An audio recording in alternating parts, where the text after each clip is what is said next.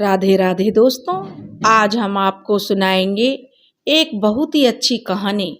कर्मों का फल हमें जरूर मिलता है। भाग्य एक बहुत बड़ी चीज होती है। ईश्वर पहले से ही नियति निर्धारित कर देते हैं और उसी नियति के हिसाब से हम कर्म करते हैं।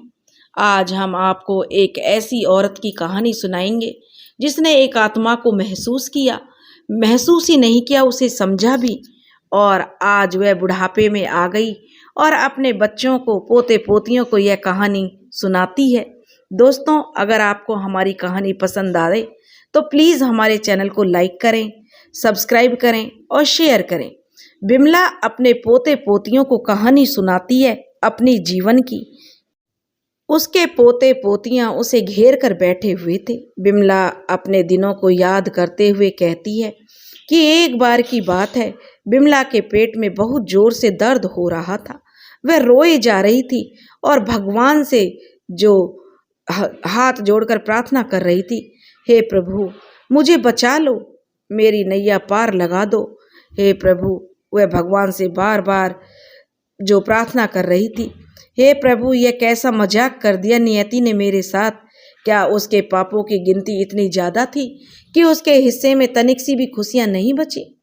वह भगवान से बार बार प्रार्थना कर रही थी कि हे विधाता, तुम्हारा हृदय जरा भी नहीं पसीजा इतना दुख देते समय। भगवान, मेरे मासूम बच्चों को क्या होगा? मेरे मासूम बच्चों पर तो कम से कम दया की होती। भगवान, आप पत्थर दिल नहीं हो सकते। कैसे मैं झेल पाऊंगी यह दुख? कैसे झेल पाएगा मेरा पति केशव यह दुख? रोते रोते बिमला का जो हिचकियां उसको लग गईं और वह बहुत ही दयनीय स्थिति में रो रही थी। बाहर हो रही बारिश भी जैसे उसका साथ निभाने के लिए आतुर थी। उसे आज से 8-10 दिन पहले तक उसके घर में कितनी खुशियां बरस रही थी उसके आंगन में। उससे बेहद प्रेम करने वाला पति, जो कुछ दिन पहले तक तो कम से कम उसे ऐसा ही लगता था कि उसे बहुत प्यार करता है। उसके मासूम से 3 प्यारे प्यारे बच्चे, सुख सुविधाओं से भरा हुआ उसका छोटा सा आशियाना, ना जाने किसकी ऐसी नज़र लगी कि पल भर में सब खत्म हो गया। बिमला बोली, केशव तुम यहाँ बैठकर आराम कर रहे हो, कानों में लीड लगा रखी है। 10 दिन पहले की बात थी जो वह याद कर रही थी, और यहाँ मेरे पेट के दर्द के कारण मेरी जान निकली जा रही है। केशव, मालूम है पिछले 2-3 महीने से न जाने पेट क्यों दुख रहा है। जो बिमला गुस्से में कहने लगी तो केशव कहने लगा, जब नहीं सुनता तो वृंदा उसके कानों में से जो लीड खींच देती है और कहती है कि मैं कब से कह रही हूँ मेरे पेट में दर्द हो रहा है, तुम हो कि सुन ही नहीं रहे। केशव बोला, अरे यार ये क्या बदतमीजी है, चैन से इंसान अपना मनोरंजन भी नहीं कर सकता।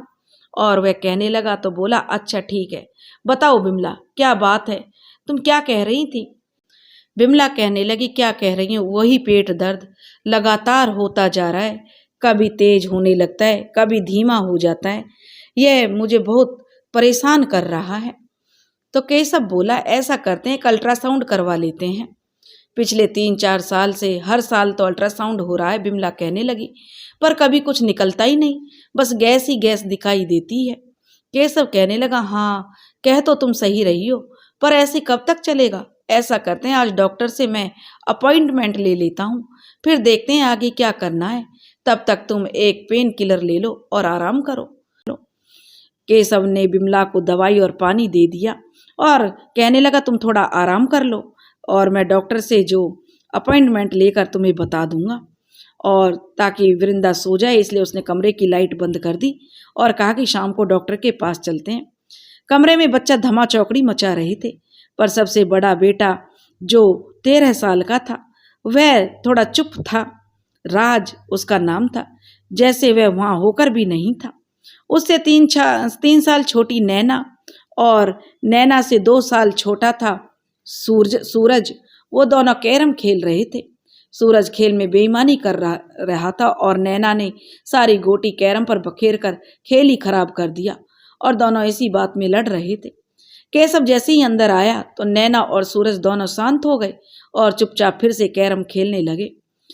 अब राज भी इस तरह से अपने आप में खोया हुआ देखकर केशव उसके पास गया और उसके कंधे पर हाथ रखकर उससे पूछा, क्या हुआ बेटा, कोई परेशानी है क्या? तो राज कहने लगा, नहीं पापा। तो केशव कहने लगा, राज फिर तेरे चेहरे पर 12 क्यों बज रहे हैं? राज बोला, नहीं पापा। केशव बोले, नहीं तो क्या, अपने पापा को भी नहीं बताओगे? तुम्हारे पापा चुटकियों में तुम्हारी सारी समस्या दूर कर देंगे।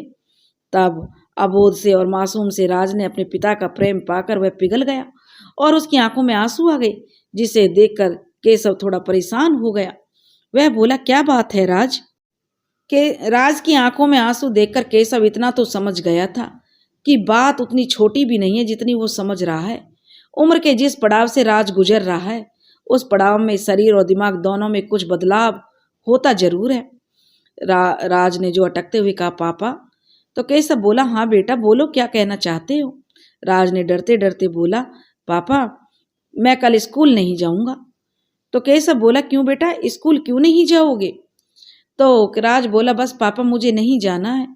केशव बोला, वही तो मैं पूछ रहा हूँ बेटा, क्यों नहीं जाना है? तो राज बोला, पापा आज किसी ने मेरे नाम से मेरी क्लास की एक लड़की को लव लेटर लिख दिया। पापा सच कह रहा हूँ, मैंने नहीं लिखा। ना जाने ये किसकी शरारत थी पापा। मुझे प्रिंसिपल ऑफिस ले जाया गया, बहुत डांट पड़ी और क्लास में सारे बच्चे मुझ पर हंस रहे थे पापा। केशव बोला, मैंने फिर क्या हुआ? तो राज बोला, मैंने प्रिंसिपल से बहुत कहा कि यह मैंने नहीं लिखा है, पर किसी ने भी मेरी बात का विश्वास नहीं किया। तभी केशव की नजर रवि के गालों पर पड़ी। वह देखकर रवि का गाल देखकर उसका दिल हिल गया। गालों पर उंगलियों के गहरे निशान थे, जो कि रवि के गालों पर चांटे की उंगली के छप रहे थे। उन निशानों से बनी आंसुओं की मोटी रेखा, जो राज ने न जाने कितने बहते आंसुओं की चुगली कर रही थी। केशव ने राज को जो अपने गले से लगा लिया और प्यार से उसकी पीठ पर हाथ फेरता बोला, कोई बात नहीं, अभी शाम को जो सो जाओ थोड़ा, सुबह मैं चलता हूँ, देखता हूँ क्या करना है। अपने पिता का प्यार पाकर राज जो चुप हो गया और वह जोर जोर से रोने लगा। राज का रोना देखकर नैना और सूरज भी सहम गए। तब केशव ने कहा, नहीं बेटा रोते नहीं है, तुम्हारे साथ मैं कल स्कूल चलूंगा। मैं बात करूंगा तुम्हारे प्रिंसिपल से, जब तुमने गलती नहीं की तो सजा उन्होंने तुम्हें क्यों दी? केशव ने राज को समझाया। तो राज कहने लगा, आज अगर मैं केशव सोचने लगा बच्चों के पास नहीं आता तो मुझे तो मालूम ही नहीं चलता कि मेरा बच्चा किस मानसिक रूप से कितना परेशान है। वह यह सोचकर मन ही मन विचलित हो गया। केशव बोला, राज तुम्हें डरने की जरूरत नहीं है, जब तुमने ऐसा कुछ किया ही नहीं है तो क्यों डरना? मैं हूं ना तुम्हारे साथ, बिल्कुल भी नहीं डरना। अच्छा बच्चों, केशव ने कहा, रात में पापा आपके साथ सोएंगे आज? तो छोटा सूरज बोला, पर पापा बेड तो 3 है, फिर आप कहाँ सोएंगे? तब वे सब कहने लगे, अरे हम सब लोग जमीन पर गद्दा लगाकर सोएंगे। केशव की बात सुनकर सूरज ताली बजाकर हंसने लगा और बोला, आज तो पापा हमारे साथ सोएंगे।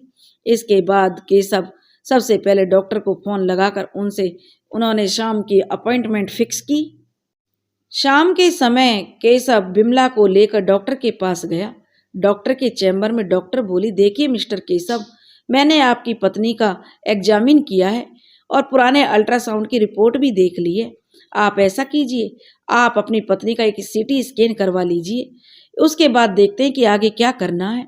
और हाँ, सारी कार्रवाई करके जिसमें एक एक चीज क्लियर हो जाए, सारे टेस्ट करा लीजिए। केशव कहने लगा, डॉक्टर साहब कुछ घबराने वाली बात तो नहीं है। डॉक्टर कहने लगी, देखिए अभी कुछ नहीं कहा जा सकता, रिपोर्ट आने दीजिए, फिर करते हैं कुछ डिसाइड। कहकर डॉक्टर चुप हो गई। तब बिमला का सीटी स्कैन हुआ और रिपोर्ट में उसे कैंसर जो डायग्नोस हो गया, और वो भी 3rd स्टेज का था। जो बिमला को बच्चेदानी और ब्रेस्ट का कैंसर था। रिपोर्ट देख करके बिमला के हाथ पैर फूल गए। उसे समझ नहीं आ रहा था कि वो क्या करे। दोनों डॉक्टर के पास गए और सीटी की रिपोर्ट दिखाई।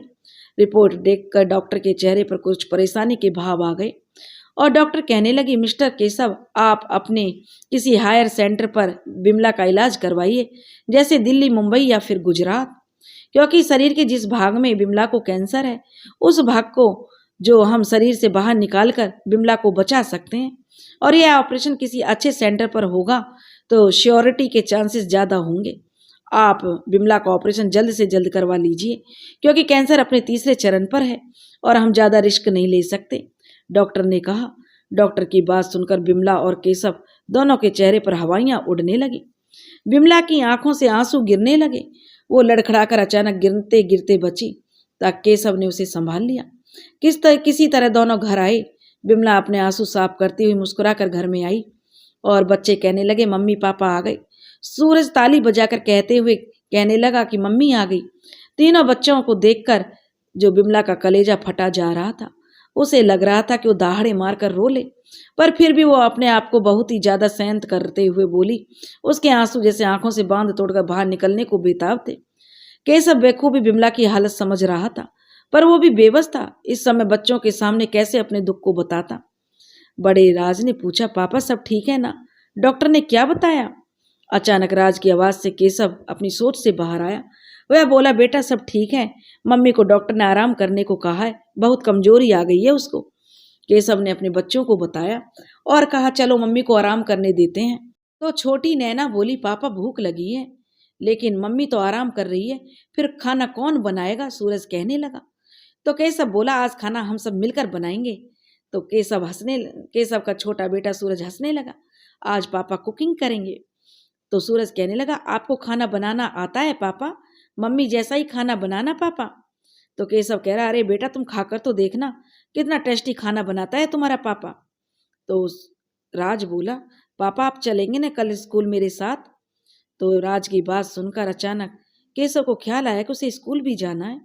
तो वह बोला, हाँ बेटा पक्का चलेंगे, तुम चिंता मत करो। राज को तो जैसे सामने कह दिया कि चिंता मत करो, पर राज ऐसी चिंता के भंवर में गिरने लगा था कि उसे समझ नहीं आ रहा था कि वो क्या करे। बिमला की समस्या भी जटिल थी। अगर बिमला को बाहर इलाज के लिए ले जाता है तो इन बच्चों का क्या होगा, क्योंकि दूर दूर तक ऐसा कोई नहीं था जिसके सहारे अपने मासूमों को छोड़ा जा सके।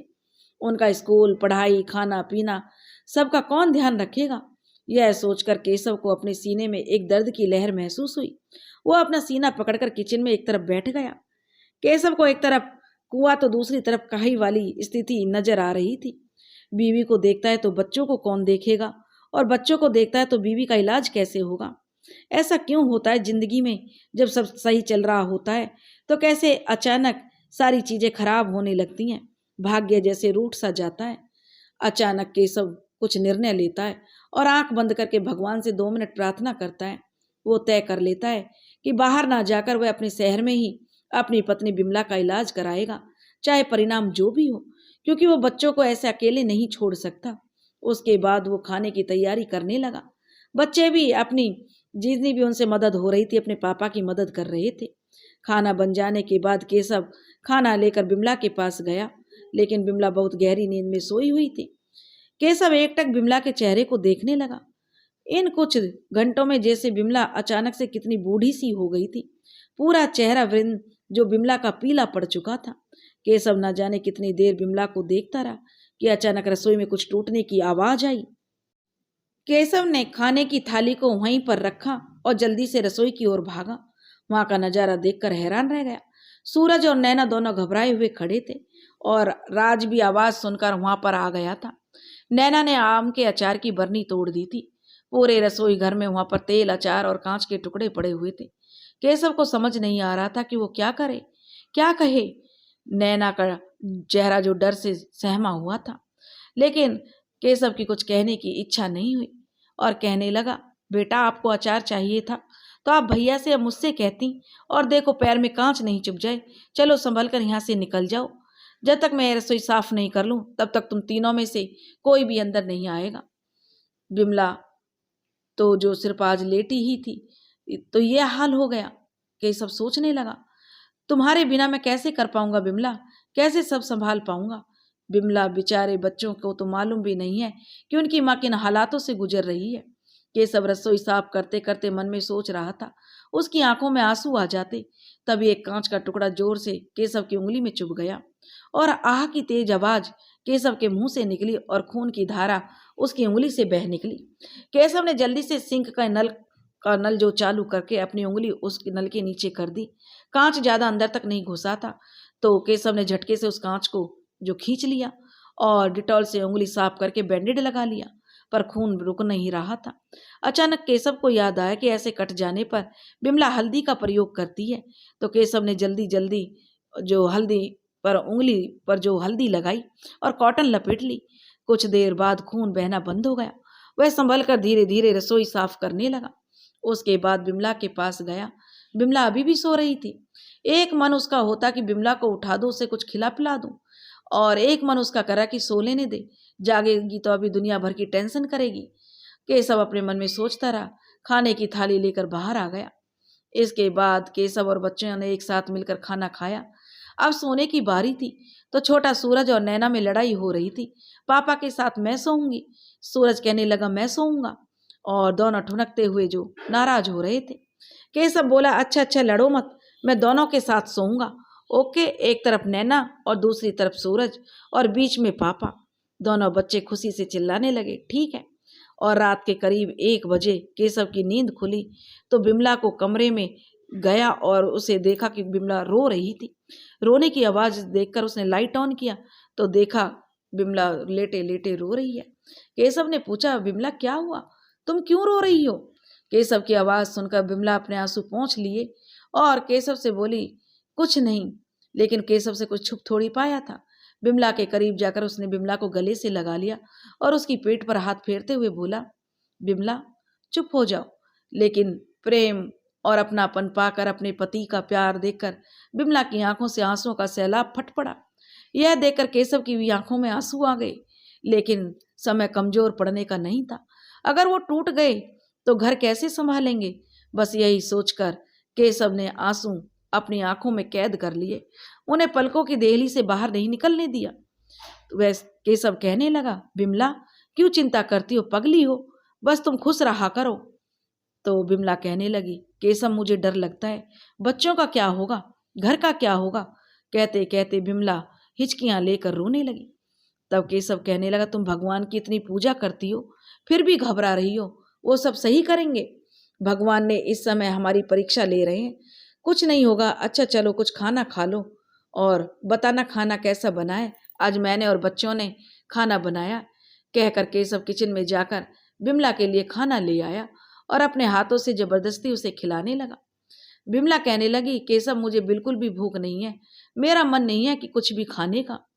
तो केशव बोला बिमला प्लीज मेरी खातिर ना सही पर बच्चों की खातिर कुछ खा लो। बिमला ने मुश्किल 2-4 बाइट ही खाई। उसके बाद केशव बिमला को अपने सीने से लगाकर सुलाने की कोशिश करने लगा और जब वह नींद में सो गई तो अगली सुबह अलार्म की तेज आवाज के साथ केशव की नींद खुली। अरे अभी तो सुबह के 5 ही बजे, इतनी जल्दी उठकर क्या करूंगा, सर भी भारी हो रहा है, केशव सोचने लगा। फिर वह सोचने लगा अरे आज तो बच्चों का स्कूल का टिफिन भी मुझे बनाना है और उन्हें तैयार भी करना है स्कूल के लिए। बस यही सोचकर जो केशव जल्दी से उठ गया। सबसे पहले ब्रश किया और फ्रेश होकर वह पूरे घर में झाड़ू लगाने लगा। फिर नहाने चला गया। नहाकर आने के बाद वो बच्चों को जगाने लगा। उसके बाद वो किचन में जाकर बच्चों का लंच बॉक्स तैयार करने लगा। फिर अपना और बिमला के लिए खाना भी बनाया। शाम को उसने अपनी छुट्टी के लिए अपने ऑफिस में एक मेल सेंड किया था। तब तक बच्चे भी तैयार होकर आ गए और वो तो अच्छा है कि नैना के बाइकट बाल थे, वरना उसके जो बालों की चोटी बनाता तो केशव को बहुत टाइम लग जाता। नाश्ता देते हुए सोच रहा था कि बिमला कैसे इतना सब मैनेज करती है। तभी राज जो कहने लगा पापा। राज की आवाज से जो केशव का ध्यान टूटा। राज कहने लगा पापा आप आ रहे हो ना स्कूल? पापा वो बस में नहीं जाऊंगा, आज मैं आपके साथ चलूंगा। तो राज के चेहरे पर इतनी टेंशन देखकर केशव को उस पर दया आ गई। वो राज के कंधे पर हाथ रखकर कहने लगा हाँ मैं हूं ना बेटा, बस तुम अपने दिमाग से चिंता निकाल दो, पापा सब सही कर देंगे। और ओके कहकर जो राज जो अपने स्कूल के लिए कहने लगा, तभी बस ने हॉर्न बजा दिया। तो केशव कहने लगा चलो बच्चों जल्दी करो। और फिर केशव नैना और सूरज को बस तक छोड़कर आया। तभी राज कहने लगा तो पापा क्या तुम मेरे साथ चलेंगे? तो ठीक है, तब तक तुम जो ऐसा करो अपनी मम्मी को नाश्ता दे दो, केशव ने राज से कहा। तो राज बोला मम्मी अब आपकी तबीयत कैसी है? बिमला को नाश्ता देने गया तो अपनी मम्मी का हाल चाल पूछने लगा। बिमला कहने लगी मेरा बच्चा आज मम्मा के लिए नाश्ता लाया है, बड़ा हो गया मेरा बच्चा। और इतना कहते हुए बिमला की आंखें भर आईं। राज बोला मम्मी आप रो क्यों रही हैं? बिमला तो कुछ बोल नहीं पाई। तो केशव बोला, वो इसलिए आज आप इतने गुड बॉय बन गए हो, मम्मी को नाश्ता भी दिया और अपने आप तैयार भी हो गए ना। मम्मी मिस कर रही है आप बच्चों का उधम शोर मचाना, अंदर आते हुए लड़ाई झगड़ा। तो बिमला तब तक थोड़ा नॉर्मल हो गई थी। तो केशव बोला, अच्छा सुनो बिमला, मैं जरा राज के साथ स्कूल जा रहा हूँ, तब तक तुम जरा बस ये गेट बंद कर लेना, मैं 1 आध घंटे में वो आ जाऊँगा। कहकर जो राज ने जो उसको कहा, और राज ने अपनी मम्मी के माथे को चूमा और कहने लगा, बाय मम्मी, मैं स्कूल जा रहा हूँ। बिमला बस सूनी आंखों से केशव और राज को जाते हुए देखती रही। स्कूल में प्रिंसिपल के रूम में जो केशव कहने लगा, सर आप बिना पूरी सच्चाई जाने कैसे मेरे बच्चे को सजा दे सकते हैं, इस पर इल्जाम लगा सकते हो, क्यों? तो केशव जो प्रिंसिपल से कह रहा था, तो प्रिंसिपल कहने लगी, आप सच्चाई की बात कर रहे हैं, हमारे पास तो प्रूफ है। कहते हुए प्रिंसिपल ने वो लेटर केशव को दे दिया। केशव ने गौर से उस लेटर को देखा और उसके चेहरे पर एक स्माइल आ गई। केशव का चेहरा देखकर प्रिंसिपल को बड़ा आश्चर्य हुआ। विचित्र पिता है, एक तो आपका बेटा लव लेटर लिख रहा है और आप मुस्कुरा रहे हैं। प्रिंसिपल ने कहा तो केशव कहने लगा, सर मैं इसलिए मुस्कुरा रहा हूँ, एक 8वीं कक्षा के बच्चे ने क्या खूब लेटर लिखा है, और दूसरा यह कि मेरे बेटे ने नहीं लिखा, क्योंकि यह हैंड राइटिंग मेरे बच्चे की नहीं है। अब आप इस क्लास के सारे बच्चों की कॉपी तो मंगवाइए, अभी दूध का दूध और पानी का पानी हो जाएगा। प्रिंसिपल रवि की क्लास टीचर को बुलाती है और सारे बच्चों की कॉपी मंगवाती है। सबसे पहले राज की हैंडराइटिंग मिलाते हैं और सच सामने आ जाता है, यह लेटर राज ने नहीं लिखा था। और जब दूसरे बच्चों की लेटर की हैंडराइटिंग मैच की गई तो प्रिंसिपल सहित सब हैरान हो गए। दरअसल यह हैंडराइटिंग उस लड़की से मैच करती थी जिसके नाम पर यह लेटर लिखा था। उस लड़की को प्रिंसिपल ने रूम में बुलाया, जहां वो राज को देखकर डर गई और वहां से जाने की कोशिश करने लगी, पर प्रिंसिपल की कड़क आवाज से वह रुक गई। प्रिंसिपल ने कहा, यह लेटर तुमने लिखा है ना, हमें सच पता चल गया है। यह सुनकर उसने अपना सिर नीचे कर दिया। प्रिंसिपल तेज आवाज में कहने लगी, देखो अगर तुमने सच नहीं बताया तो हम तुम्हारे पेरेंट्स को बुलाएंगे। और वह कहने लगी, यह सुनकर वह डर गई। अरे नहीं नहीं सर, प्लीज उन्हें मत बुलाइए, मैं सच बताती हूँ, यह लेटर मैंने ही लिखा है। तो केशव कहने लगे, पर बेटा क्यों? आप जानते हो आपके इस लेटर लिखने से राज को कितना रोना पड़ा, उसका कितना मजाक बना क्लास में। तो वह लड़की कहने लगी, सॉरी अंकल, वो अंकल रवि हमेशा क्लास में टॉप करता है और हमेशा मैं दूसरे नंबर पर रहती हूँ। मुझे लगा ऐसा करने से राज पढ़ाई पर ध्यान नहीं देगा और जब सब मजाक बनाएंगे तो यह स्कूल भी छोड़ देगा, फिर मेरा क्लास टॉप करने का सपना पूरा हो जाएगा। और उसकी बात सुनकर सब हैरानी से उस लड़की को देखने लगे। हे भगवान, ये बच्चे हैं, ये दिमाग में कैसी कैसी खुरापात चलाते हैं। क्लास टीचर भी सर पर हाथ रखकर बोलने लगी और वह कहने लगी, सॉरी बेटा, इस बेचारे को पनिशमेंट भी मिली है। राज, तुम्हें बिना गलती की सजा मिली है, इसलिए बेटा सॉरी। राज ने कहा, कोई नहीं, सॉरी सारी क्लास के सामने यह बस फेस करे कि यह लेटर राज ने नहीं, खुद इसने लिखा है और इसने राज को परेशान किया है। सारे बच्चे राज से माफ़ी मांगते हैं और जो लड़की दिया थी उससे सब कट्टी कर लेते हैं कि, और सब को यह देखकर वह रोने लगती है। दिया पढ़ने में तो बहुत अच्छी थी, बस उसके मन में ईर्ष्या की भावना आने के कारण वह ऐसा कर बैठी थी। राज, तुमने उसे माफ़ कर दिया ना? दिया सहमते हुए कहने लगी। तो सारे बच्चे राज की ओर देखने लगे। अच्छा चलो, राज कहने लगा, तुम मेरी फ्रेंड बनोगी? राज और ने दिया की ओर हाथ बढ़ाते हुए कहा। तो दिया ने अपना हाथ बढ़ा दिया और सारे बच्चे भी कट्टी खत्म करके जो उससे बट्टी कर लेते हैं। राज के चेहरे पे मुस्कुराहट देखकर केशव को अच्छा लगा। इसके बाद राज जो केशव के साथ घर आ गया और कहने लगा, थैंक्स पापा। कहते हुए राज अपने पापा से लिपट गया। पापा, आप मेरे हीरो हो, आप तो मेरे सुपर हीरो हो, आप कुछ भी कर सकते हो, लव यू पापा। राज की बात सुनकर केशव के चेहरे पर एक मुस्कुराहट तो आ गई, पर दिमाग और दिल तो बिमला की बीमारी की टेंशन में चल रहा था। केशव कहने लगा, अच्छा बेटा, आज तुम घर पर हो ना, तो मैं सूरज और नैना का ध्यान रख लेना, मुझे तुम्हारी मम्मी को डॉक्टर के पास लेकर जाना है। तो राज बोला, मम्मी को लेकर डॉक्टर के पास जाना? ठीक है पापा, आप ले जाइए। तभी केशव कहने लगा, बिमला अब कैसा लग रहा है, तुमने नाश्ता पूरा खत्म कर लिया ना? केशव कमरे में आते हुए कह रहा था, ये क्या, तुमने तो प्लेट वैसी की वैसी रखी है। एक नज़र प्लेट पर डालते हुए केशव ने कहा, केशव ने जो मुझ पर खाते नहीं बन रहा, बिमला ने कहा, मुझसे नहीं खाया जा रहा। केशव कहने लगा, ऐसे कैसे करोगी, खाओगी नहीं तो? चाहे थोड़ा सा खा लो, हम डॉक्टर के पास चल रहे हैं ना। बिमला, केशव कहने लगा, मैं सोच रहा हूँ हम तुम्हारा ऑपरेशन यहीं अपने शहर में करवा लेते हैं, जिससे सब आसानी से मैनेज हो जाएगा, और बाकी तुम बताओ। बिमला बोली, जैसा तुम ठीक समझो। वैसे मुझे तो कुछ भी समझ नहीं आ रहा कि मैं क्या करूं। केशव कहने लगा, तो फिर ठीक है, आज मैं डॉक्टर से बात कर लेता हूं तुम्हारे ऑपरेशन के लिए। और वो हॉस्पिटल में जाते हैं, डॉक्टर के चैम्बर में। तो डॉक्टर कहता, देखिए मिस्टर केशव, बिमला की रिपोर्ट के हिसाब से तो आप जल्दी से बिमला को एडमिट कीजिए, उसके कुछ और टेस्ट भी होंगे, उसके बाद हम ऑपरेशन की तैयारी शुरू करते हैं। अब आप डिसाइड कर लीजिए कि आप कब एडमिट होना चाहते हैं। डॉक्टर ने केशव को समझाया। केशव घर पर आकर बिमला को सारी बात बताता है और फिर राज को बैठकर समझाता है कि बेटा राज, आपकी माँ का ऑपरेशन होना है, उसे घर का ध्यान रखना होगा और अपने दोनों भाई बहन का भी ध्यान रखना होगा। उसकी माँ का ऑपरेशन होगा तो पापा को हुई रात में हॉस्पिटल में रुकना होगा। केशव एक एक बात राज को समझाई जा रहा था। राज, अपने पास मोबाइल जरूर रखना, उसे चार्ज जरूर कर लेना, खाना मैं बाहर से ऑर्डर कर दिया करूँगा, और हाँ बेटा, तुम्हारे स्कूल के 5 दिन की छुट्टी की एप्लीकेशन भी मैं दे दूंगा, और हाँ गेट हमेशा बंद रखना, कोई भी आए खोलना नहीं। राज को सब समझाकर केशव अपनी पत्नी बिमला को लेकर हॉस्पिटल निकल गया। कहने को तो केशव जो राज को समझा रहा था, पर कहीं ना कहीं वह अपने आप को भी समझा रहा था। पैसों की ज्यादा चिंता नहीं थी, क्योंकि केशव ने अपने पूरे परिवार का हेल्थ इंश्योरेंस करवा रखा था। चिंता तो सिर्फ इस बात की थी कि बिमला का ऑपरेशन सही तरीके से निपट जाए। बिमला हॉस्पिटल में एडमिट हो गई। वहाँ उसके कुछ टेस्ट हुए और फिर बिमला को अगले दिन सुबह 9 बजे ऑपरेशन की डेट मिली। बिमला, केशव कहने लगा, जरा मैं घर होकर आता हूँ, अभी 1 घंटे में आ जाऊँगा, बस जरा बच्चों के खाने की व्यवस्था कराऊँ। कहकर केशव घर चला गया और बिमला अपने सिरहाने रखे मोबाइल को उलटती पलटती देखती रही।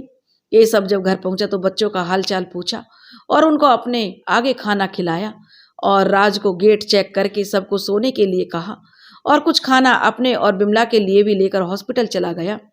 कभी कभी इंसान की परिस्थिति ऐसी हो जाती है, वो वक्त की एक कठपुतली की तरह हो जाता है, जिसके इशारे पर उसे न चाहते हुए भी नाचना पड़ता है। आज शाम की हालत भी अजीब हो रही थी। उसका मन दोनों जगह फंसा हुआ था, लेकिन वो चाहकर भी बच्चों के पास नहीं रुक पा रहा था। बस भगवान पर भरोसा रख रहा था कि बिमला के पास है, उसे रुकना है, क्योंकि आज बिमला का ऑपरेशन था और उधर बच्चों की भी उसे चिंता हो रही थी। राम राम जपते जपते दोनों पति पत्नी ने आंखों ही आंखों में सारी रात काटी। सुबह होने पर एक नर्स रूम में आई और केशव और बिमला को ऑपरेशन के जरूरी निर्देश देकर चली गई। जब वक्त बुरा होता है तो एक एक मिनट भी भारी लगने लगता है। आज वही हाल केशव का भी हो रहा था। आज 9 भी न जाने कितनी देर में बज रहे थे। आंखों ही आंखों में बिमला और केशव एक दूसरे को डांडस बंधा रहे थे, पर अंदर ही अंदर दोनों डरे हुए थे। तभी एक नर्स आई और केशव से कहने लगी, सर आप बाहर जाएंगे, मैडम की ड्रेस बदलनी है और डॉक्टर्स भी आ रहे हैं, अब मैडम को ऑपरेशन रूम में ले जाया जाएगा। बिमला लगभग 9 बजे तक चली गई और इधर केशव ऑपरेशन रूम के बाहर बेचैनी से चक्कर काट रहा था। वो कभी वहां रखी कुर्सियों पर बैठता तो कभी उठकर टहलने लगता। केशव का चेहरा ऐसा लग रहा था कि वो अब रोया तब रोया। केशव की ऐसी हालत देखकर वहां एक बुजुर्ग महिला ने केशव को टोका, बेटा इतना परेशान होना ठीक नहीं है, थोड़ा पानी पीकर शांति से एक जगह बैठ जाओ और भगवान का नाम लो, देखना सब ठीक हो जाएगा। उस बुजुर्ग औरत को देखकर अचानक केशव को अपनी माँ की याद आ गई। उस बुजुर्ग महिला ने बड़े प्यार से उससे बात की। उसकी बात सुनकर केशव को बहुत ही तेज रोना आ गया और वह उसके गले लगकर फवक फवक कर रो पड़ा। वो महिला केशव के सिर पर हाथ फेरने लगी, तब तक फेरती रही जब तक कि केशव का रोना बंद नहीं हो गया। उसके बाद केशव थोड़ा सहज हुआ और सॉरी बोलकर अपने आंसू साफ करने लगे। वह बुजुर्ग महिला बोली, बेटा हो जाता है कभी कभी, पर हमें ऐसा अपने हिम्मत नहीं हारनी चाहिए, हिम्मत रखनी चाहिए, कभी भी उम्मीद का दामन नहीं छोड़ना चाहिए। यह तो जीवन है बेटा, परेशानियां तो आएंगी और जाएंगी, बस उन परेशानियों का सामना करना आना चाहिए, उनसे कभी घबराना नहीं चाहिए। उस बुजुर्ग महिला की बात सुनकर केशव के मन को थोड़ी सी राहत मिली और वह थोड़ा अच्छा महसूस करने लगा। उसके बाद केशव और वो महिला दोनों बातें करने लगी। बातों बातों में केशव को पता नहीं चला कि उस बुजुर्ग महिला का इस दुनिया में कोई नहीं है। पहले तो स्टेशन पर भीख मांगा करती थी, पर एक दिन वो सड़क पार कर रही थी तो गाड़ी वाले ने उसे टक्कर मार दी। फिर कोई भगवान का नेक बंदा उसे इस हॉस्पिटल में छोड़ गया। बस वो तभी से यहीं है। बस यहाँ हॉस्पिटल के बने मंदिर की साफ सफाई कर का काम करती है। उसके एवज में हॉस्पिटल वाले उसे रुकने के लिए थोड़ी जगह मिली हुई है और खाना कैंटीन से मिल जाता है। या कैंटीन वाला महती उनको फ्री में खाना दे जाता है। उस बुजुर्ग महिला ने अपने बारे में बताया। केशव गौर से उस महिला को देख रहा था। इतनी परेशानी होने के बाद भी उसके चेहरे पर संतोष था। बुजुर्ग औरत से बातें करते करते कब 4 घंटे बीत गए, केशव को पता नहीं चला। तभी ऑपरेशन रूम की लाइट जलनी बंद हो गई और बिमला को ऑपरेशन रूम से निकालकर आईसीयू में शिफ्ट कर दिया। डॉक्टर बिमला जो कहने लगा, केशव दौड़ कर गया कि बिमला कैसी है, ऑपरेशन तो सही हुआ ना? केशव ने पूछा तो डॉक्टर बोले, don't worry mister Keshav, operation अच्छे से हुआ है और बिमला को ऑपरेशन रूम से निकालकर आईसीयू में शिफ्ट किया गया था। तो केशव डॉक्टर के पास गया और बोला, डॉक्टर साहब बिमला ठीक तो है ना, ऑपरेशन सही से तो हो गया ना? तो डॉक्टर बोला, don't worry mister Keshav, operation तो अच्छे से हुआ है पर कैंसर अपने तीसरे चरण में था, इसलिए रिस्क ज़्यादा बढ़ गया था हमारे लिए। हमने अपनी ओर से पूरी कोशिश की है, अब आगे ईश्वर की मर्जी। अभी बिमला को करीब 5 दिनों तक आईसीयू में हमें अपनी निगरानी में रखना होगा। अगर सब ठीक रहा तो फिर उसके बाद हम बिमला को डिस्चार्ज करेंगे और उसके बाद ही बिमला की कीमोथेरेपी भी होगी, कहकर डॉक्टर अपने केबिन में चले गए। केशव अपना सिर पकड़कर वहीं बैठ गया कि तभी उसके फोन पर एक मैसेज बजा। मैसेज ऑफिस से था। उसने कल की एक अर्जेंट मीटिंग के लिए फ़ोन था और यह मीटिंग भी पोस्टपोन नहीं हो सकती थी क्योंकि केशव के अंडर में ही यह प्रोजेक्ट की मीटिंग थी और उसे में जो केशव का होना भी जरूरी था। मैसेज पढ़कर केशव बहुत गहरी सोच में पड़ गया। तभी उसे ध्यान आया कि बच्चों से भी बात नहीं हुई है और वो घर पर फ़ोन लगाने लगा। फ़ोन की रिंग तो जा रही थी पर कोई फ़ोन नहीं उठा रहा था। फ़ोन बजता रहा पर तीनों बच्चों में से किसी ने भी फ़ोन नहीं उठाया। केशव को अब चिंता होने लगी। इधर हॉस्पिटल में भी उसका रुकना जरूरी था कि न जाने क्या जरूरत पड़ जाए और उधर बच्चों की चिंता। अब केशव की स्थिति तो ऐसे हो गई कि आगे कुआ और पीछे काई। अब वह इतना बेबस हो गया कि उसने अपने आप को इतना बेबस और लाचार अपनी जिंदगी में कभी महसूस नहीं किया था जितना कि वह आज महसूस कर रहा था। वह सोचने लगा कि कुछ ना कुछ तो परेशानी है, लेकिन परेशानी क्या है? उसे परेशान देखकर वह जो बुजुर्ग महिला थी कहने लगी, बेटा क्या कुछ परेशानी है? अगर तुम चाहो तो मुझे बता सकते हो, शायद मैं तुम्हारी कुछ मदद कर पाऊं। बीते कुछ घंटे में केशव उस महिला से बात करके इतना तो समझ गया था कि वो एक बहुत ही अच्छी नेक दिल इंसान है और उन पर विश्वास किया जा सकता है। यह सोचकर केशव झिझकते हुए जो उसने सारी बात उस महिला को बता दी। और कब सारी बात बताते बताते केशव के मुंह से उस बुजुर्ग महिला के लिए कितनी बार अम्मा शब्द निकला होगा या केशव को भी खुद पता नहीं चला। शायद दुख भले ही सबके अलग अलग हों पर दुख के दिल को तो तकलीफ शायद एक सी ही होती है और जब दो तकलीफ भरे दिल आपस में मिलते हैं और एक दूसरे को संभालते हैं तो दोनों के दुख और एक दूसरे के दुख को का जो अंदाजा इंसान लगा ही लेता है कि वो कैसी परिस्थितियों से गुजर रहा है। बस यही सोचकर केशव ने उस बुजुर्ग महिला से सब कह दिया और वह बुजुर्ग महिला केशव की अम्मा बन चुकी थी। बस इतनी सी बात। बुजुर्ग महिला ने कहा, बेटा तू क्यों चिंता करता है, घर हुआ जा, तब तक मैं बिमला के पास हूँ। बस तू अपना फ़ोन नंबर दे दे, जिससे अगर कुछ ज़रूरत हुई तो यहीं हॉस्पिटल में मैं तुझे फ़ोन कर दूंगी, उस बूढ़ी अम्मा ने कहा। तो केशव बोला, धन्यवाद अम्मा जी, आप नहीं जानती आपने कितनी बड़ी मेरी जो मुश्किल हल कर दी है। कहकर केशव अम्मा के पैर छूकर बच्चों को देखने चला गया। केशव ने करीब 3-4 बार घर की डोरबेल बजाई पर दरवाजा नहीं खुला। अब तो केशव के हाथ पैर फूलने लगे। वह दौड़कर बगल वाले शर्मा जी के घर की तरफ गया और उन्हें सारी बात बताई। यह सुनकर शर्मा जी भी जल्दी से केशव के साथ आ गए पर दरवाजा नहीं खुला। तभी शर्मा जी ने अपने लड़के से कहा कि छत से जो केशव के घर में चला जाए, पर कोई फायदा नहीं था। छत के जो लोहे के गेट थे वो बंद थे। दरअसल केशव और बिमला ने पड़ोसियों से ज्यादा व्यवहार नहीं बनाया था। बिमला अपनी गृहस्थी में ही रमी रहती थी और वह जो केशव अपनी नौकरी में, उसे ज्यादा से ज्यादा समय नहीं मिलता था। वह ज़्यादा से ज़्यादा कमाना चाहता था, या यूँ कहीं परिवार की ज़्यादा से ज़्यादा सुख सुविधा देने के चक्कर में केशव ओवर टाइम तक करता था। धीरे धीरे पूरा मोहल्ला इकट्ठा हो गया। कोई कहता गेट तोड़ दो, तो कोई कहता पुलिस को बुला लो। पुलिस को तो आने में टाइम लगेगा, गेट ही तोड़ देते हैं, शर्मा जी कहने लगे। तो केशव की घबराहट के मारे जान निकली जा रही थी, क्योंकि अभी उसे अपने बच्चों की चिंता बहुत ज्यादा हो रही थी। जैसे ही गेट टूटा सब हैरान हो गए। केशव के तो मानो पैरों तले जमीन खिसक गई। पूरा घर अस्त व्यस्त था। अलमारी खुली पड़ी हुई थी, लॉकर टूटा हुआ था। अंदर तीनों बच्चे कुर्सियों पर बंधे बैठे थे। उनके मुंह में कपड़ा जो घुसा हुआ था, उनकी आंखें भी रोते रोते लाल होकर सूज गई थी। केशव जल्दी से अपने बच्चों को खोलने लगा और अपने बच्चों को अपने सीने से चिपका लिया। तब तक पुलिस भी आ गई और बच्चों से पूछताछ करने लगी, पर बच्चे इतने घबराए हुए थे कि कुछ बोल नहीं पा रहे थे। किसी की समझ में कुछ नहीं आ रहा था कि सारे खिड़की दरवाजे बंद थे, तो इस बंद घर में कोई घुसा कैसे। केशव जल्दी से बच्चों को पानी पिलाने लगा और जो कहानी सामने खुलकर आई उसने सबके होश उड़ा दिए। राज ने बताया कि सुबह के करीब 5 बजे किसी ने डोरबेल बजाई, तो मैं उसी समय बाथरूम में से वापस आ रहा था।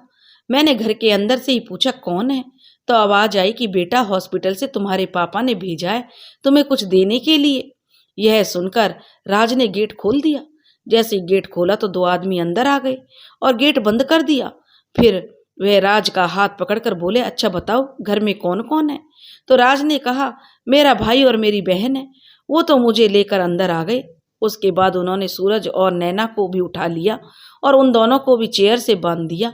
और जब हम तीनों चिल्लाने लगे तो हमारे मुंह में कपड़ा ठूस दिया और मेरे गले पर चाकू लगाकर कहा, अगर हम उनकी बात नहीं मानेंगे तो वो हमें मार देंगे। डर के मारे हम सब चुप हो गए। फिर उन्होंने अलमारी से सारे पैसे और मम्मी के गहने सब ले लिए। इसके बाद वो मुझसे मेन गेट की चाबी के बारे में पूछने लगे और फिर मुझे भी कुर्सी पर बांधकर बैठाकर बांध दिया और मेरे मुंह में भी कपड़ा ठूस दिया। उसके बाद उन्होंने पूरे घर में चीजें समेटना शुरू की, फिर बाहर से इंटरलॉक करके चले गए। कहते कहते राज का गला रुंध गया। साथ में सूरज और नैना भी जोर जोर से रोने लगे। केशव ने मुश्किल से दोनों को चुप कराया। तो पुलिस इंस्पेक्टर ने पूछा, मिस्टर केशव आपको किसी पर शक है क्या।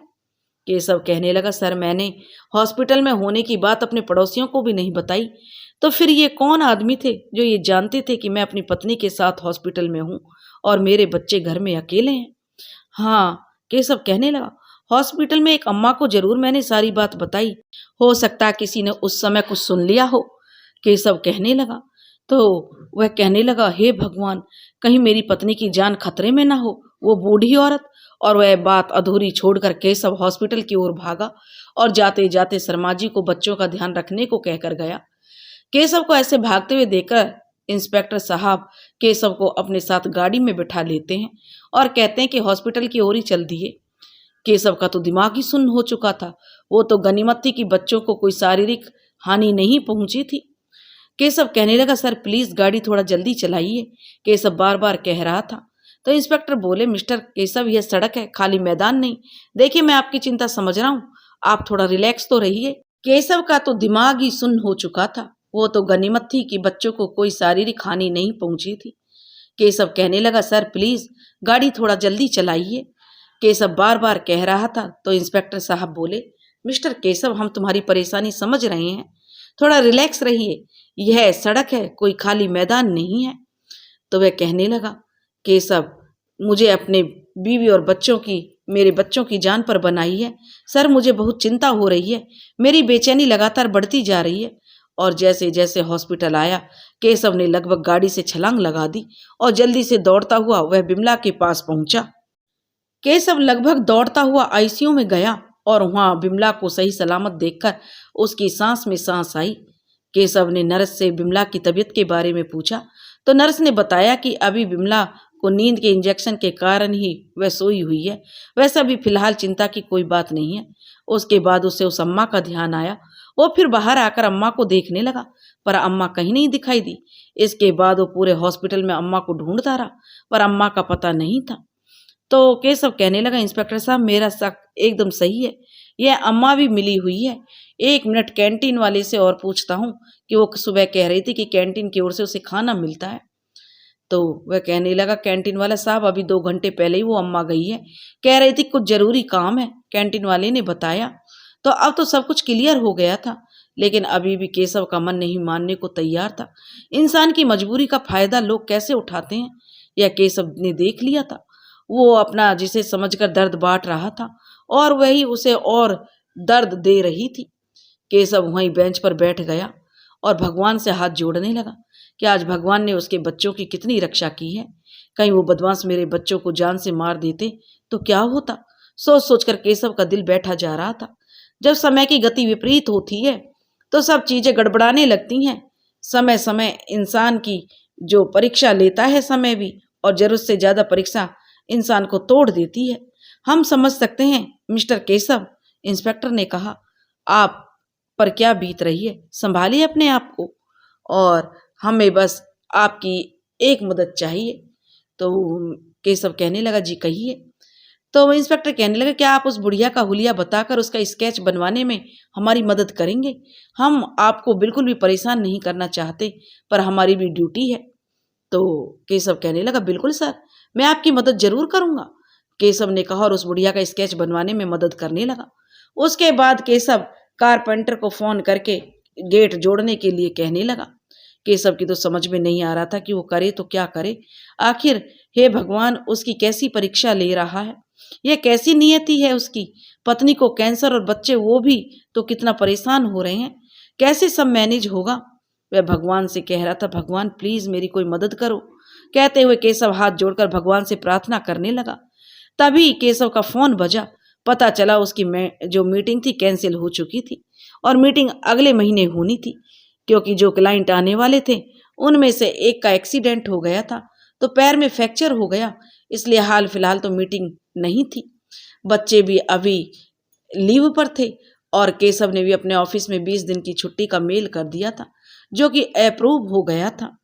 केशव ने एक तरफ तो थोड़ी शांति की सांस ली कि चलो भगवान ने उसकी इतनी तो मदद की। केशव जैसे तैसे करके मैनेज करता रहा। आज करीब 6 दिन हॉस्पिटल में बिमला को हो चुके थे। उसकी हालत में अब काफी सुधार हो चुका था। ठीक 10वें दिन बिमला को डिस्चार्ज कर दिया गया। बिमला घर आ चुकी थी। हाँ, वो घर पर लेटी ही रहती, क्योंकि डॉक्टर ने लगभग 1 महीने का बेड रेस्ट बोला था। केशव ने घर के काम के लिए एक मेड लगा रखी थी। ऐसे ही दिन में बिमला फोन पर किसी से बात कर रही थी। तभी केशव जो भड़बड़ाता हुआ सा कमरे में आया। उसके चेहरे पर हवाइयां उड़ रही थी। वो बहुत घबराया हुआ सा था। उसने सबसे पहले कमरे का गेट बंद किया। बिमला तो केशव की ऐसी हालत देखकर चौंक गई। बोली, क्या हुआ केशव आपको? तो बिमला, केशव कहने लगा, मुझे तुमसे एक बात बतानी है। केशव बोला, देखो तुम मुझे गलत मत समझना, प्लीज मुझे समझने की कोशिश करना बिमला।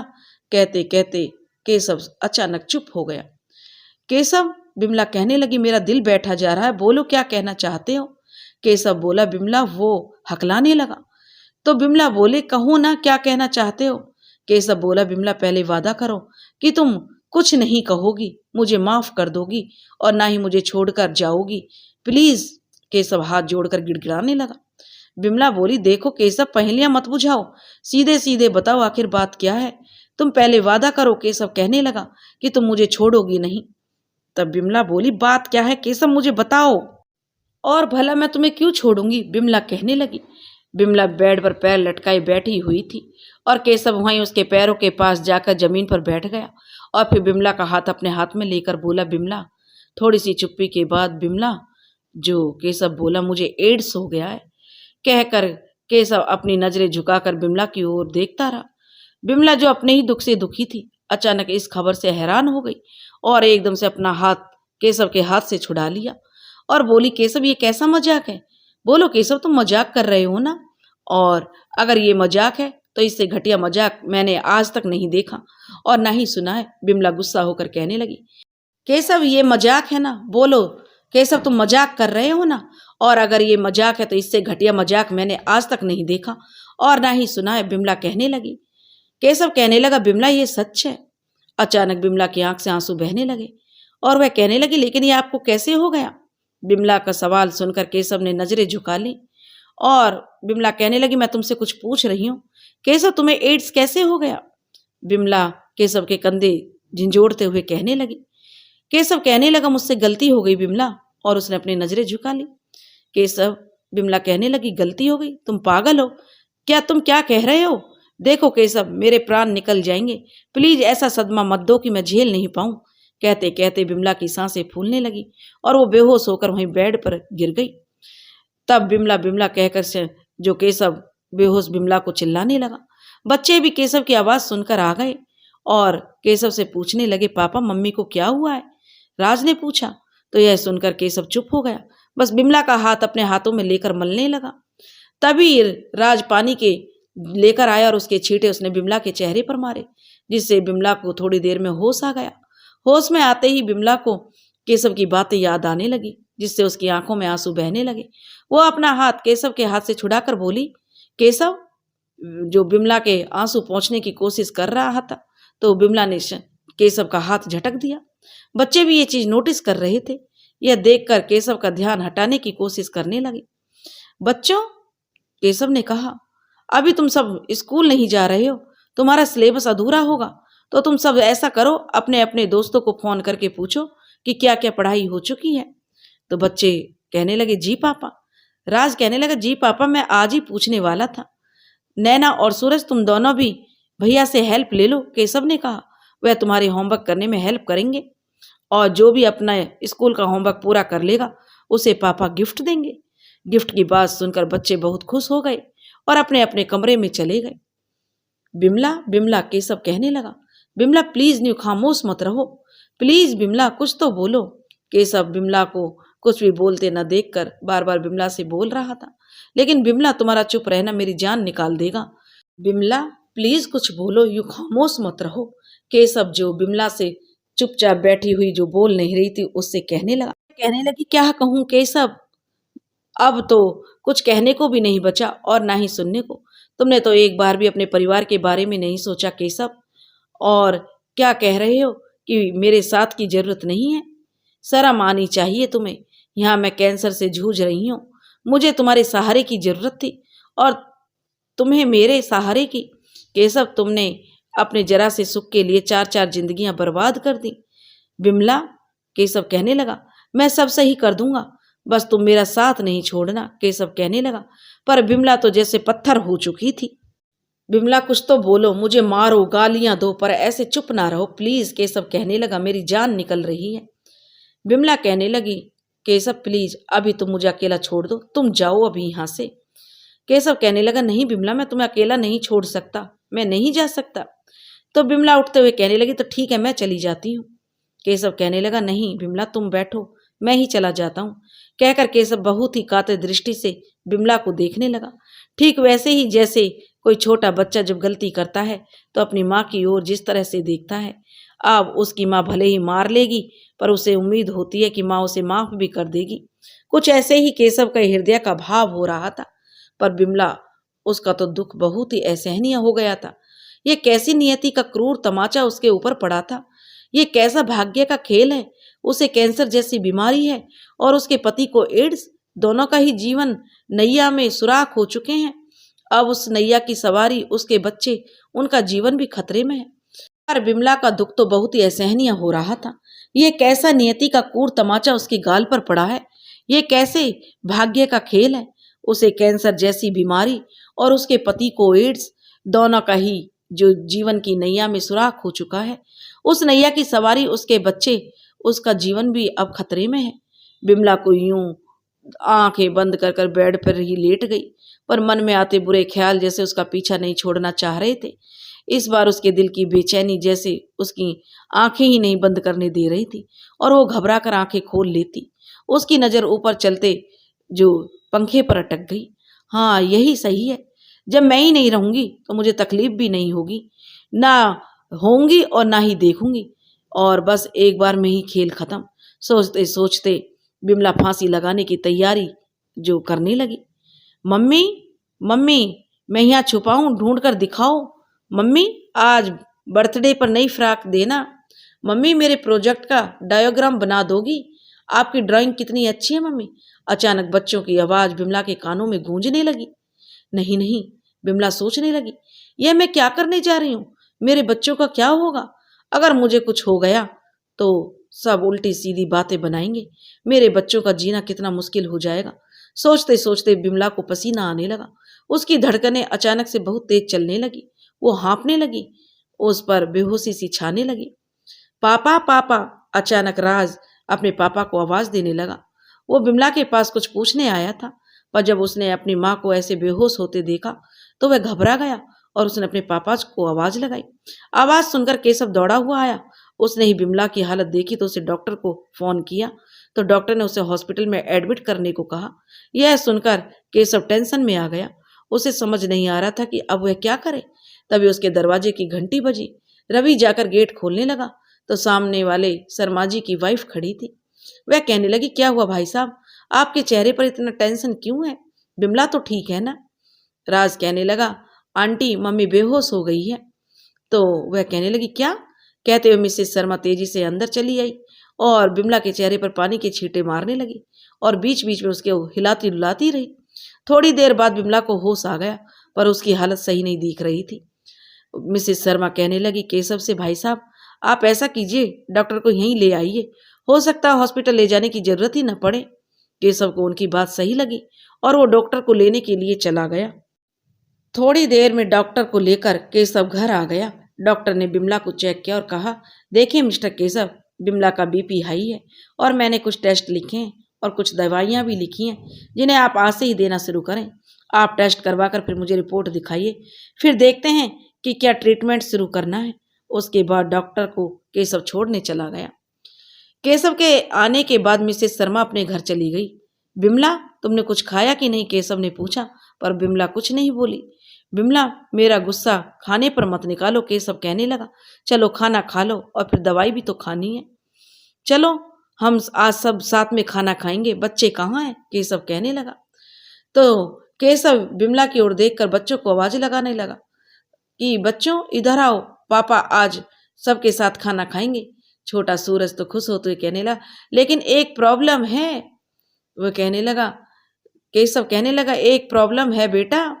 तो वह सूरज कहने लगा, वो क्या है पापा? तो जो केशव कहने लगा, बेटा आपकी मम्मी ने पापा से थोड़ा गुस्सा है, वो गुस्से के मारे खाना नहीं खा रही हैं, तो उनके बिना हम भी तो खाना नहीं खा सकते, केशव ने कहा। तो सूरज कहने लगा, तो अब हमें क्या करना होगा? नैना भी कहने लगी, अरे बुद्धू हमें मम्मी को मनाना होगा। सही कहा ना पापा? सूरज मैं सही कह रही हूँ ना? तो केशव कहने लगा, हाँ चलो फिर देर किस बात की है, मम्मी को मनाते हैं।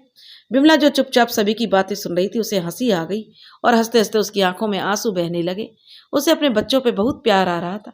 उसे अपनी नई नई शादी के दिन याद आने लगे। जब वो गुस्सा हो जाती थी तो केशव उसे तरह तरह से मनाता था और अक्सर अपना गुस्सा खाने पर निकालती थी और केशव उसे खाना खिलाने के लिए न जाने कितने जतन किया करता था। फिर जब तक वो खाना नहीं खाती थी तब तक वो भी खाना नहीं खाता था।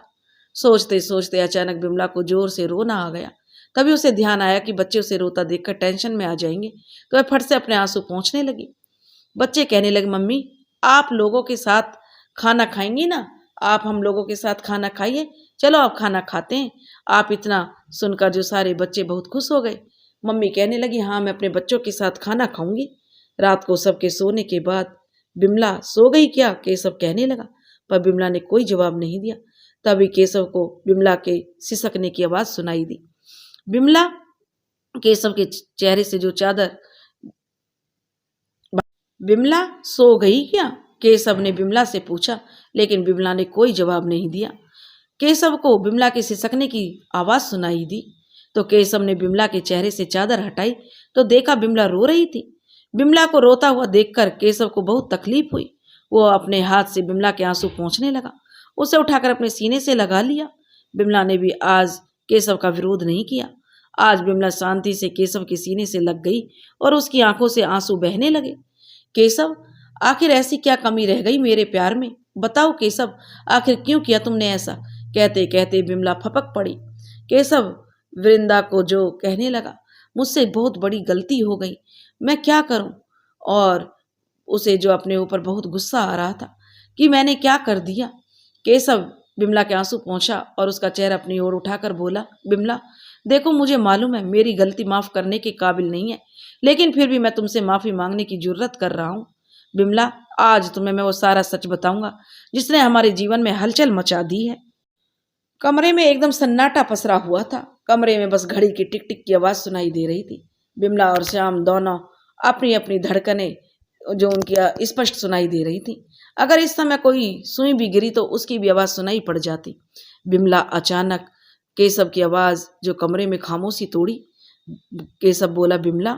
तो बिमला बोली, हाँ। बिमला बोली, केशव बोला, तुम शीला को जानती हो ना? तो बिमला बोली, वही जो तुम्हारी HR डिपार्टमेंट में है। तो केशव बोला, हाँ वही। याद है 2 महीने पहले जब सुबह 4 बजे ऑफिस से मैं घर आया था? केशव बताने लगा।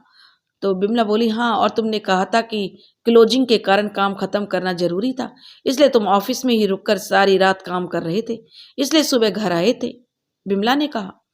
तो केशव बोला, हाँ, उस दिन तो हमारा सुबह सुबह ही झगड़ा हो गया था ना, क्योंकि मैं और बच्चे उस दिन हम जो सब का बाहर घूमने का प्रोग्राम था और हम तुम्हारा खूब बेसब्री से इंतजार कर रहे थे, पर तुम आए नहीं। मैं भला वो दिन कैसे भूल सकती हूँ? कहते हुए बिमला के चेहरे पर दुख की लकीर आ गई। केशव बोला, बिमला, उस दिन मैंने तुमसे झूठ बोला था। दरअसल उस दिन मैं पूरी रात शीला के साथ था। केशव ने एक एक शब्द चबाते हुए कहा। केशव गौर से शीला के चेहरे पर आते जाते भावों को देख रहा था और शीला का चेहरा ऐसा हो गया था कि जैसे उसके शरीर से किसी ने सारा खून जो निचोड़ कर रख दिया हो। केशव बोला, उस दिन मैं दोपहर को ही घर से निकल रहा था, तभी शीला मेरे पास आई और बोली, केशव, आज तुम घर जल्दी जा रहे हो? मैंने कहा, हाँ शीला, आज बिमला और बच्चों के साथ बाहर घूमने का प्रोग्राम बना है। बच्चे बहुत दिनों से बाहर घूमने की जिद कर रहे हैं, तो सोचा कि आज उन्हें घुमा लाऊं और इसलिए जल्दी से घर जा रहा हूं। तो वह कहने लगी, चलो कोई नहीं, तुम जाओ। तो मैंने कहा कि चलो कोई काम है तो बताओ क्या काम था। वह बोली, अब क्या बताऊं, तुम मेरी कोई मदद नहीं कर सकते। क्या कहूँगी? तो मैं बोला कि बताओ तो शायद मैं तुम्हारी मदद कर पाऊँ। तो शीला कहने लगी, केशव, मेरी तबीयत जरा खराब लग रही थी और मुझे घर जाना है। अकेले ऐसी हालत में मैं ऑटो से जाना नहीं चाहती। अगर तुम मुझे छोड़ पाते, पर कोई बात नहीं, मैं मैनेज कर लूंगी। शीला को एकदम से रोना चेहरा बनाकर कहने लगी। तो केशव कहने लगा, अरे बस इतनी सी बात, घर ही तो छोड़ना है, मैं अभी तुम्हें अपनी गाड़ी से छोड़ दूंगा। कहकर केशव जो शीला को छोड़ने उसके घर चला गया। रास्ते में शीला को चक्कर आ गया। वो केशव के कंधे पर अपना सर रख देती और केशव को शीला का सर बहुत गर्म महसूस हो रहा था। वो एक जगह गाड़ी रोककर शीला को हाथ से छूने लगा और कहने लगा, शीला, तुम्हें तो डॉक्टर की जरूरत है, तुम्हारा शरीर तो तप रहा है,